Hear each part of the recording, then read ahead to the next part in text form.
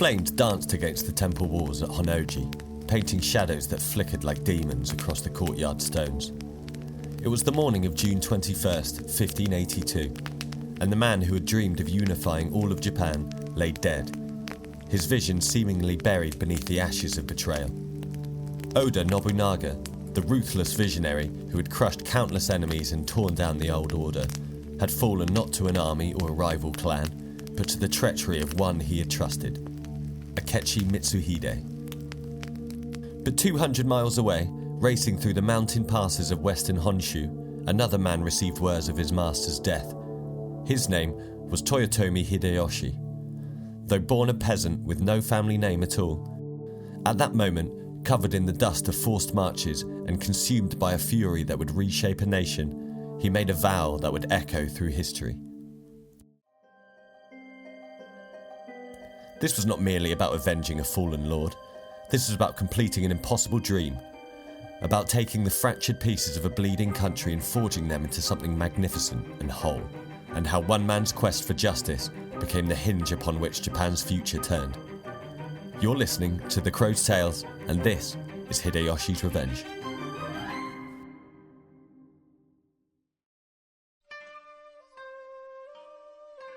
To understand the magnitude of what lay before Hideyoshi, we must first glimpse the world he inhabited. A Japan carved into dozens of warring territories, each ruled by daimyo lords who recognized no authority save their own swords. For over a century, the Sengoku period had transformed the archipelago into a chessboard of ambition, where alliances shifted like morning mist, and today's ally might become tomorrow's executioner. The Ashikaga shogunate, once the supreme military government of Japan, had withered into ceremonial irrelevance. The shogun in Kyoto possessed a title but no true power, reduced to begging scraps from whichever daimyo currently occupied the ancient capital. Real authority belonged to those who were the strongest armies and the shrewdest minds. Men like the Takeda of Kai province, masters of cavalry warfare. The Usugi of Ichigo, whose disciplined ranks had never known defeat. And the Mori of western Japan, whose naval prowess commanded the inland sea. It was a world where a man's worth was measured not by his birth, but by his ability to seize and hold territory. Peasant sons could rise to command armies if they possessed the cunning and ruthlessness to climb over the bodies of their betters. The arrival of Portuguese traders in 1543 had added a new dimension to this warfare. Matchlock firearms that could fell the mightiest samurai with a squeeze of metal and spark of powder. Those lords quick to adapt these weapons gained crucial advantages, while those who clung to traditional ways of fighting found their cavalry charges broken by disciplined ranks of Ashigaru foot soldiers. Buddhist monasteries, once centres of learning and spirituality, had transformed themselves into fortified military complexes. Their warrior monks as feared as any samurai clan. The Ikko sect commanded vast networks of peasant devotees willing to die for their faith, creating armies that drew strength not from their feudal obligation, but from religious fervour. Into this cauldron of competing ambitions, foreign missionaries had introduced Christianity, offering some daimyo some sources of legitimacy while threatening the established Buddhist order. It was Oda Nobunaga who had first envisioned a path through this labyrinth of division. From his stronghold at Azuchi Castle, he had begun the seemingly impossible task of binding these fractured territories under a single will. By 1582, he controlled the heartland of Japan, the fertile provinces surrounding Kyoto and the vital commercial centres that fed the archipelago's economy. His armies had crushed the Takeda cavalry, humbled the warrior monks of Mount Hiei, and demonstrated that traditional powers could be broken by those willing to embrace innovation and total war. But Nobunaga's empire remained incomplete, a partially assembled puzzle missing crucial pieces. The western domains under Mori control stretched from the mountains of Chugoku to the shores of Kyushu. The eastern provinces acknowledged Tokugawa Ieyasu, Nobunaga's ally but also a potential rival, whose loyalty depended on continued success. Most critically, Nobunaga's hold on power rested heavily on his personal charisma and military genius. He had built an empire, but not yet the institutions that could survive his death.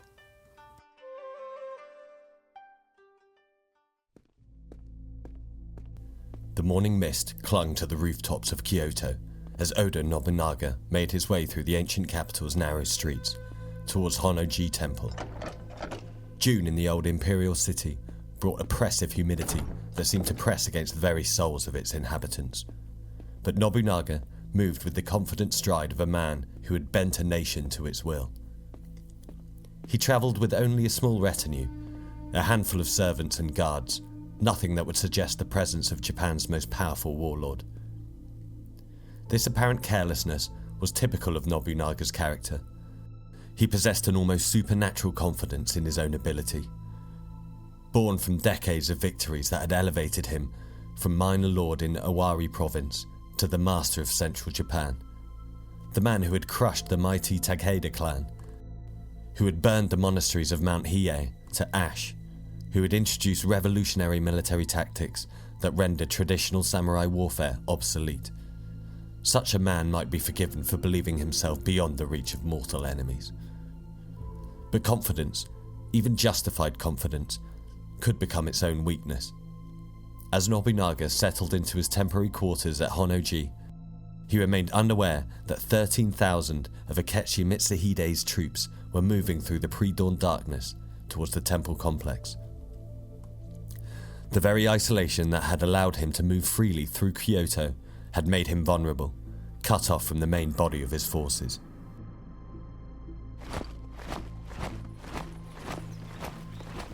Akechi Mitsuhide, the man whom Nobunaga had elevated from minor retainer to trusted general, who had fought beside him in countless campaigns, who had shared in the victories that brought them both wealth and power, had made a choice that would send shockwaves through Japan. History remains unclear about his precise motivations. Some chroniclers suggest that Nobunaga's increasingly harsh treatment of his subordinates had finally driven Mitsuhide beyond endurance. Others whisper of a deeper conspiracy, perhaps involving court nobles, who saw in Mitsuhide a tool for removing the upstart who had reduced the empire to a powerless figurehead.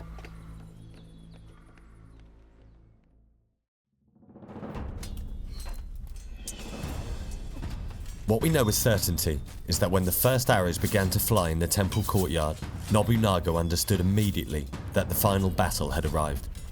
The man who had revolutionized Japanese warfare by embracing guns and disciplined formations found himself trapped in close quarters where such innovations meant nothing. This would be decided by the ancient arts of sword and flame. Nobunaga's small band of retainers fought with desperate valor, knowing that defeat meant not merely death, but the destruction of everything they had built together. Steel rang against steel in the temple corridors as smoke began to billow from fires set throughout the complex. The great unifier, who had dreamed of bringing all Japan under his rule, now fought for his life in rooms meant for prayer and contemplation. The defenders held the main hall for what seemed like hours, but was probably only minutes. Their desperate resistance illuminated by the growing flames that consumed the wooden structures around them. Nobunaga himself wielded bow and sword with the skill that made him legendary, his arrows finding their marks even as enemy soldiers pressed closer through the smoke and chaos. But 13,000 troops, even mediocre ones, could not be held by a few dozen men, however brave. As the flames consumed the wooden structures around him and enemy soldiers poured through every entrance, Nobunaga made the choice that his warrior code demanded. Rather than face capture and the dishonor it would bring, he committed seppuku, ritual suicide that preserved his honor even as it ended his life. In those final moments, as fire consumed the temple and his dreams lay in ruins around him, perhaps Nobunaga thought of the loyal retainer he had left in command of the Western campaigns. Hideyoshi, the peasant son who had risen through pure merit to become one of his most trusted generals. If anyone could salvage something from this catastrophe, if anyone possessed the combination of military skill and political cunning needed to preserve what they had built together, it was him. The flames that consumed Honnoji Temple carried more than one man's life into the smoke-filled sky. They carried the hopes of a unified Japan, the dreams of a generation that had grown weary of endless war, and the carefully constructed alliance system that had held Nobunaga's expanding empire together. By dawn, the most powerful man in Japan was dead, and the succession crisis that would determine the fate of the archipelago had begun. Word of the disaster spread with the speed that only truly monumentous events can achieve. Runners carried the news along the ancient roads, while signal fires blazed from the mountain peaks to warn distant allies. Merchants in the marketplaces of Kyoto spoke in hushed whispers of the terrible sight. The greatest castle builder in Japan reduced to ash and bone in a single night. Temple bells tolled across the capital as if announcing the death of an emperor, for in truth, that was exactly what had occurred.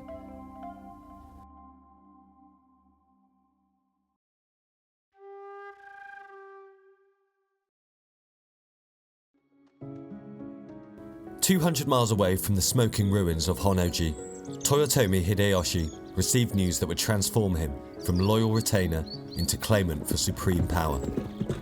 The messenger, exhausted from his desperate ride through mountain passes and river valleys, collapsed before Hideyoshi's camp stool and gasped out words that seemed to stop time itself.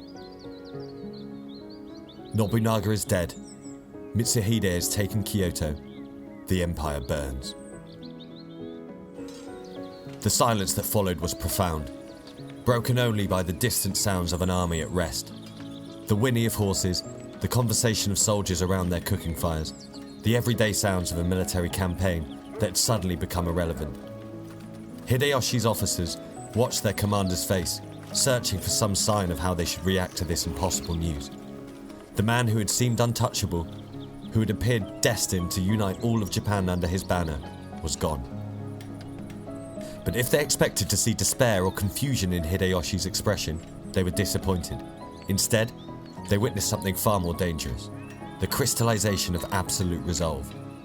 When Hideyoshi finally spoke, his words carried the weight of a man making a sacred vow.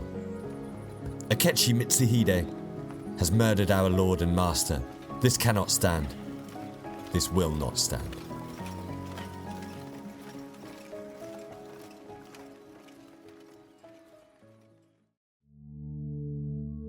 What followed was a masterpiece of political and military maneuvering that would become legendary throughout Japan. While other commanders might have taken weeks to extricate themselves from an ongoing campaign, Hideyoshi moved with breathtaking speed and decisiveness. His first challenge was the Mori clan, whose army still faced him across the siege lines at Takamatsu Castle. Any attempt to withdraw while under enemy pressure could result in a catastrophic pursuit that would destroy his forces before they could ever reach Kyoto. Here, Hideyoshi's greatest strength revealed itself. Not just his military genius, but his ability to understand human nature and exploit it for strategic advantage.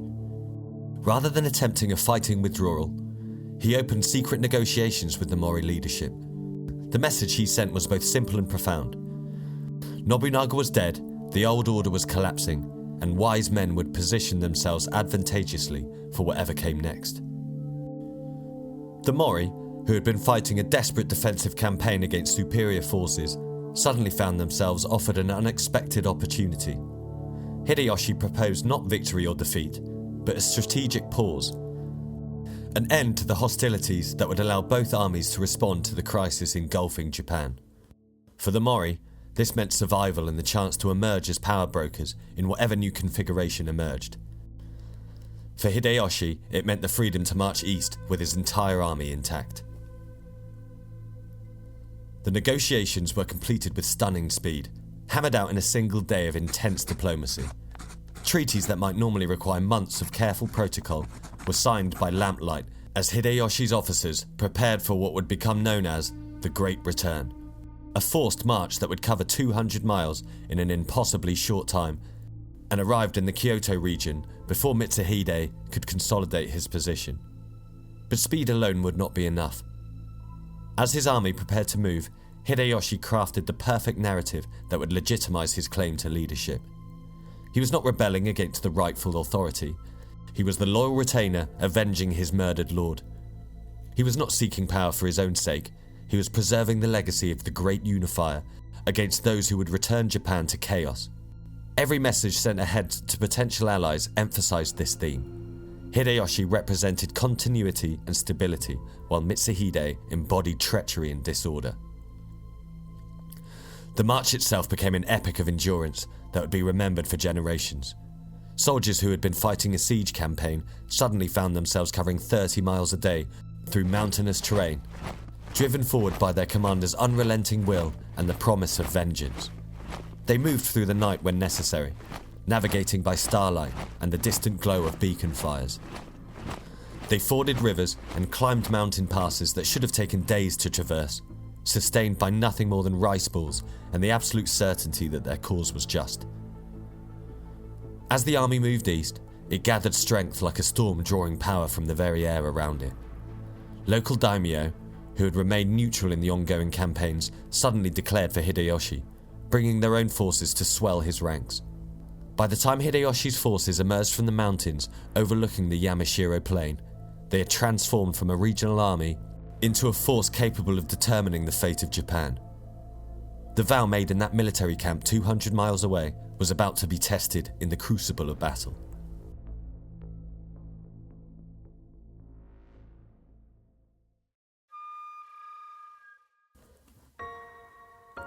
"13 days.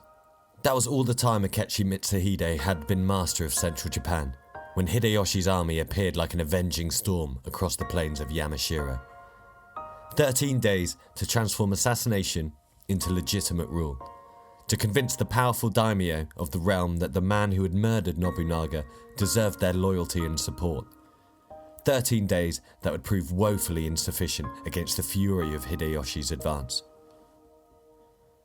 From his temporary headquarters in Kyoto, Mitsuhide had watched with growing alarm as reports arrived of Hideyoshi's impossible march. First came word that the Western army had somehow disengaged from the Mori without suffering a single casualty, a feat that suggested either divine intervention or political genius of the highest order. Then came reports of the speed of their advance, covering distances that should have taken weeks in mere days. Finally, and most ominously, came intelligence of the forces gathering to Hideyoshi's banner as he moved east. But Mitsuhide was no coward, and he understood that his only chance for survival lay in meeting his threat head-on. If he could destroy Hideyoshi's army in open battle, he might yet convince Japan that the assassination of Nobunaga had not been treachery but necessary revolution. He had his own substantial forces, roughly 10,000 troops who had followed him in the coup, plus additional units that had declared for him in the aftermath. Most importantly, he held the psychological advantage of having struck the first blow and seized the initiative. The field he chose for battle lay between the Yodo and the Katsura rivers, near the town of Yamazaki. It was excellent defensive terrain, with the rivers protecting his flanks and hills providing advantageous positions for his arquebusiers, soldiers armed with the type of matchlock firearm called an arquebus. If Hideyoshi wanted to reach Kyoto, he would have had to have come through this bottleneck, and Mitsuhide intended to make him pay dearly for every yard of advance.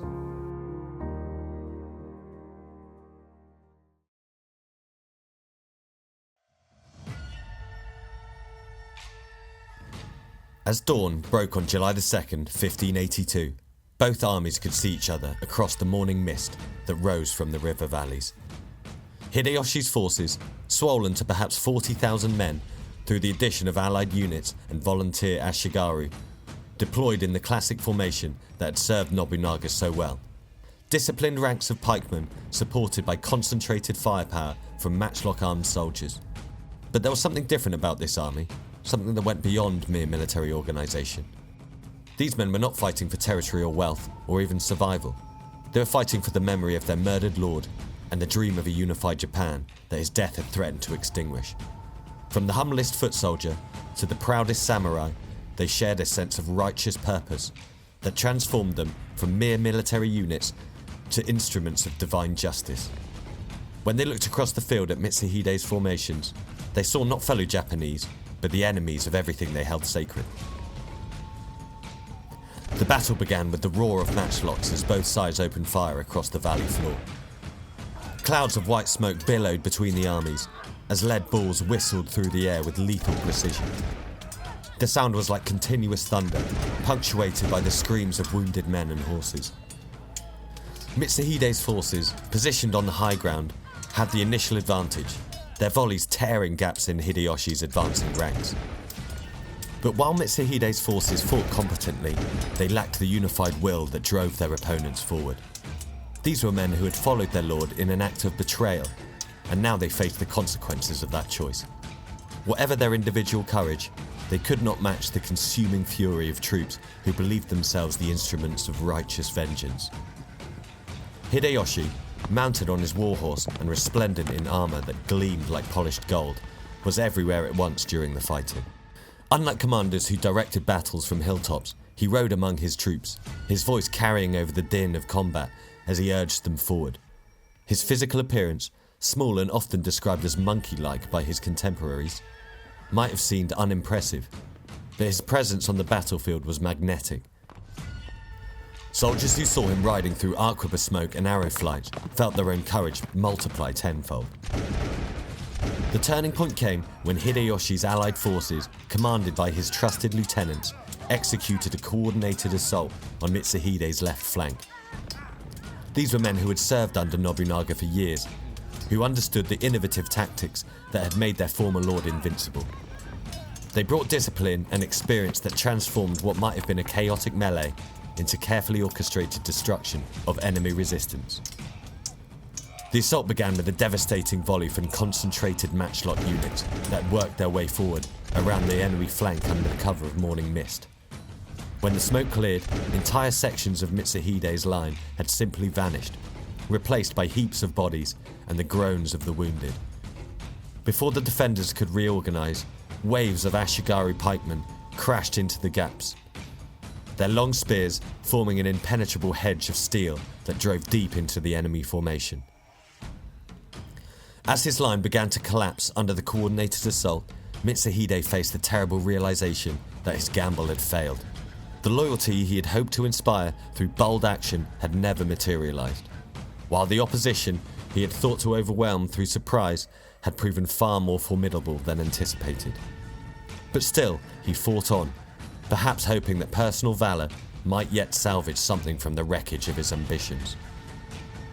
The collapse, when it came, was total and devastating.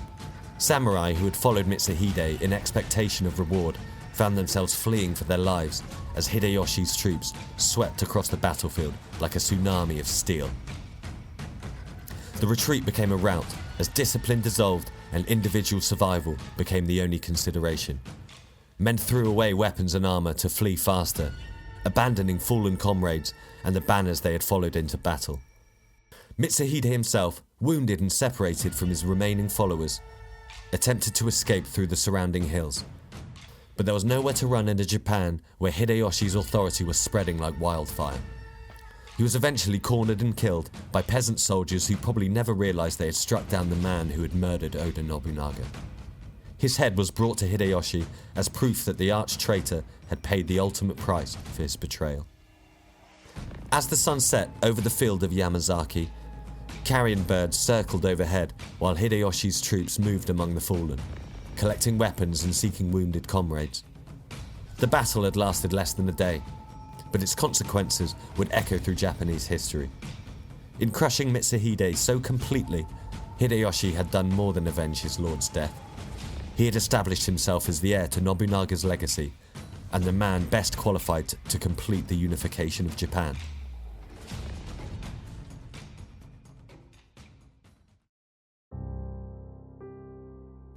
The smoke had barely cleared from the battlefield at Yamazaki when Hideyoshi faced a challenge that would test his political genius even more severely than his military skills. Victory over Mitsuhide had removed the most immediate threat to stability, but had also created a power vacuum that attracted every ambitious daimyo in Japan. Like sharks drawn to blood in the water, they circled the remnants of Nobunaga's empire, each convinced that they possessed the strongest claim to supremacy. The most formidable of these rivals was Shibata Katsuiya, a warrior whose reputation had been forged in countless battles and whose loyalty to the Oda clan stretched back decades. From his stronghold in Echizen province, Katsuiya commanded not only substantial military forces, but also the respect of traditional samurai who viewed the upstart Hideyoshi with suspicion. His claim to leadership rested on his status as Nobunaga's longest-serving retainer and his marriage to Nobunaga's sister, Oichi. Connections that gave him a legitimacy that no peasant-born general could match through military victory alone. Even more dangerous in the long term was Tokugawa Ieyasu, whose domains in eastern Japan had made him Nobunaga's most important ally. Unlike Katsuie, whose appeal was primarily military, Ieyasu possessed the administrative genius and patient cunning that marked him as a potential founder of dynasties. His forces were smaller than Hideyoshi's, but they were also more reliable, bound to their lord by generations of mutual loyalty rather than the more fragile ties of recent conquest. Hideyoshi's response to this crisis demonstrated why he had risen so far above his humble origins.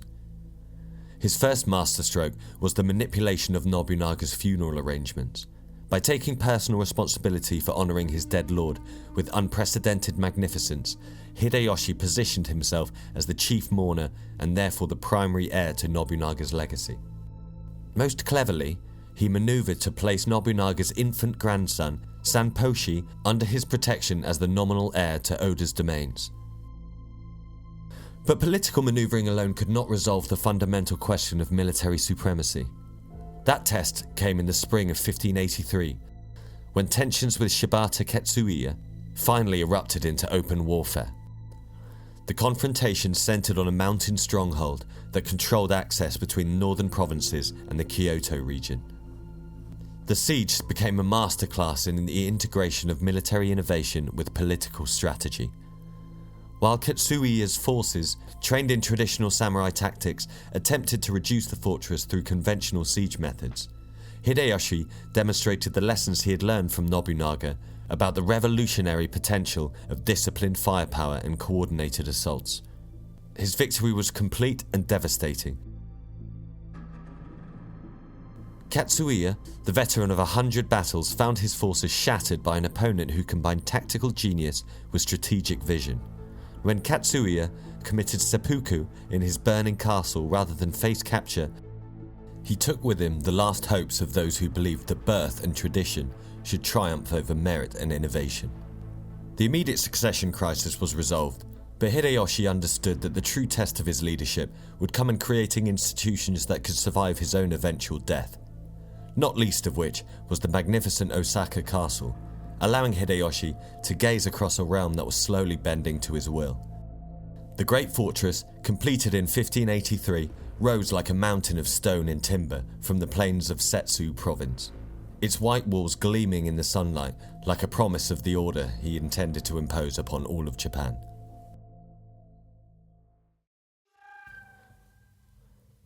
The following few years saw various military campaigns, all with the sole aim of unification. One crucial challenge was the position of Tokugawa Ieyasu, who since the death of Mitsuhide had been biding his time, waiting like a coiled snake for his perfect time to strike. The confrontation, when it came, took the form of the battles of Komakai and Nagakute in 1584. The campaign proved inconclusive in military terms, but Hideyoshi's true genius lay in transforming military stalemates into political victories. Rather than continuing a destructive war, he opened negotiations that offered Ieyasu something more valuable than military glory: a partnership in the creation of a unified Japan. He was later relocated to the far eastern Kanto region in 1590, a move that was strategically designed to distance a powerful rival from the central government. The conquest of Kyushu in 1587 presented an even greater challenge, requiring Hideyoshi to project power across hundreds of miles of ocean while continuing his evolving modus operandi of combining military and diplomatic approaches to deal with resistances. By positioning himself as the protector of religious diversity while maintaining ultimate political authority, he could appeal to multiple constituencies while preventing any single faction from becoming dominant. The campaign unfolded with methodical precision, gradually extending control southward through a series of coordinated advances that isolated enemy strongholds, leaving one more obstacle in his way. The great fortress of Odawara and the Hojo clan that lay within its walls represented the last hurdle in his drive towards national unification. By 1590, Hideyoshi commanded resources that dwarfed anything the Hojo could hope to match. The army that assembled outside Odawara's walls numbered over 200,000 men, representing the culmination of 8 years of systematic conquest and alliance building. The siege became a spectacle that transformed military necessity into political theatre. Rather than storming Odawara's defences, Hideyoshi surrounded the castle with elaborate constructions, complete with theatres and tea houses, that demonstrated both confidence in ultimate victory and understanding of the psychological dimensions of warfare. After 100 days, the fortress at Odawara, previously considered to be impregnable, was surrendered. Hideyoshi ordered the suicide of Hojo Ujimasa, as well as his brother and son, but spared those who had fought for them. With the fall of Odawara, Hideyoshi achieved what no Japanese ruler had accomplished in over 2 centuries: the complete political unification of the archipelago under a single authority. His solutions were characteristically innovative, combining elements borrowed from Chinese administrative systems with uniquely Japanese approaches to governance. The Great Land Surveys established clear records of ownership while demonstrating the reach of central authority, while his edicts regarding social mobility created opportunities for talented individuals to rise through merit rather than birth.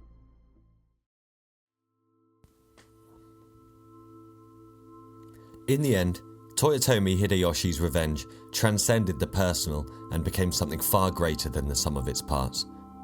What had begun in 1582 as a loyal retainer's vow to avenge his murdered lord had evolved into nothing less than the transformation of an entire civilization. The peasant's son, who had sworn to destroy Akechi Mitsuhide for his treachery at Honnoji, had ultimately waged war against chaos itself and won. Standing in the gardens of Osaka Castle in the twilight of his life, Hideyoshi could survey a realm that bore little resemblance to the fractured archipelago of his youth. Where once dozens of independent daimyo had carved up the landscape with their petty wars and shifting alliances, a single authority now extended from the snow-capped peaks of northern Honshu to the subtropical islands of the Ryukyu chain. The dream that had died with Nobunaga in the flames of Honnoji had been resurrected and manifested through 8 years of systematic conquest and brilliant political maneuvering. The unification of Japan had required more than military victory. It had demanded the construction of entirely new forms of social organisation that could bind together regions with distinct cultures, economies and traditions. His land surveys had created the foundation for rational administration, while his edicts on social mobility had channeled the energies of ambitious individuals into service to the state rather than rebellion against it. The irony was profound and would have resonated with anyone who understood the tragic patterns of Japanese history. Hideyoshi, who had risen through pure merit in an age where birth determined destiny, had created a system stable enough to endure for centuries, but rigid enough to prevent others from following his own path to power. Yet there was a deeper irony still. The man who had conquered division and imposed unity upon an entire nation could not secure the stability of his own succession. Within 2 years of Hideyoshi's death, his old rival Tokugawa Ieyasu would emerge victorious from the Battle of Sekigahara to establish a new shogunate that would endure for over 2.5 centuries. But Hideyoshi's ultimate legacy was not the specific political arrangements he created, but the demonstration that Japan could function as a unified nation, rather than a collection of competing domains. Most profoundly, Hideyoshi had demonstrated that in Japan, exceptional ability could triumph over birthrights and bloodlines. His rise from peasant origins to supreme power had become a permanent part of Japanese consciousness. A reminder that in this unique corner of the world, individual merit could reshape the destiny of nations. And so the peasant's revenge became a nation's foundation, and the dream that died at Honnoji was reborn in the unified realm that Hideyoshi bequeathed to posterity.